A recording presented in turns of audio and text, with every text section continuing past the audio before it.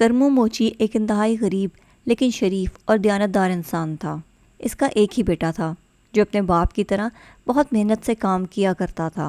बाप के बूढ़े हो जाने के बाद शामू ने दुकान का सारा काम खुद से संभाल लिया था और अब करमू मोची बस कभी कभार दुकान पे आया करता था, लेकिन ज़्यादातर काम शामू ही किया करता था और तमाम लोग उसके काम को बहुत पसंद करते थे और उसके काम से बहुत खुश होते थे।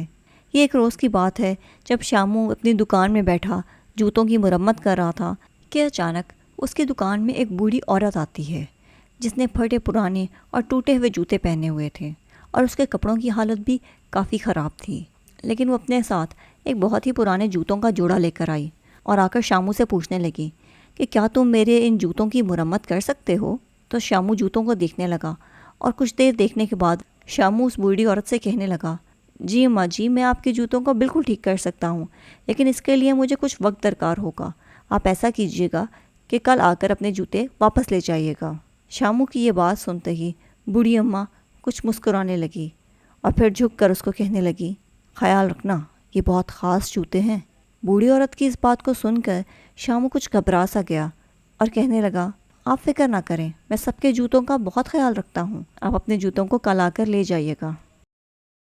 उस बूढ़ी औरत की बात सुनने के बाद शामू को भी कुछ तजस्सुस होने लगा कि आखिर इन जूतों में ऐसा क्या है कि वो बूढ़ी औरत मुझे इन फटे पुराने जूतों का ख्याल रखने को कह रही है।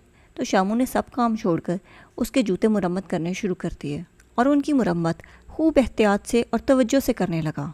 लेकिन जैसे जैसे वो इन पर काम करता गया उनकी चमक में इजाफा होता जा रहा था और फिर वो जब बनकर तैयार हुए तो वो यूं चमकने लगे कि जैसे वो बिल्कुल नए जूते हों। और उन जूतों को देखकर तो शामू मोची खुद भी हैरान रह गया कि आखिर ये जूते इतने कैसे चमक रहे हैं। और फिर अगले ही रोज़ जब बूढ़ी औरत अपने जूते लेने के लिए वापस आई तो जैसे ही उसने उन जूतों को पहना तो देखते ही देखते शामू के सामने वो बूढ़ी औरत एक खूबसूरत परी में बदल गई, जो कि बहुत खुश नज़र आने लगी और बहुत शुक्रिया अदा करने लगी और कहने लगी कि तुम्हारी मेहनत और महारत की वजह से आज तुमने मुझे मेरी ताकत वापस दी है।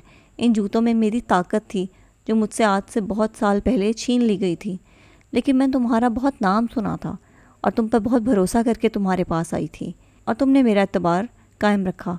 मैं आज बहुत खुश हूँ और तुम अपनी मेहनत के बदले जो चाहोगे मैं वो तुम्हें दूंगी। कुछ देर के लिए तो शामू मोची बिल्कुल चुप हो गया और हैरान और परेशान होकर उस परी को देखता रहा। लेकिन कुछ देर के बाद शामू मोची संभल गया और उसको समझ आ गई कि आज ये परी उसकी मेहनत का सिला है।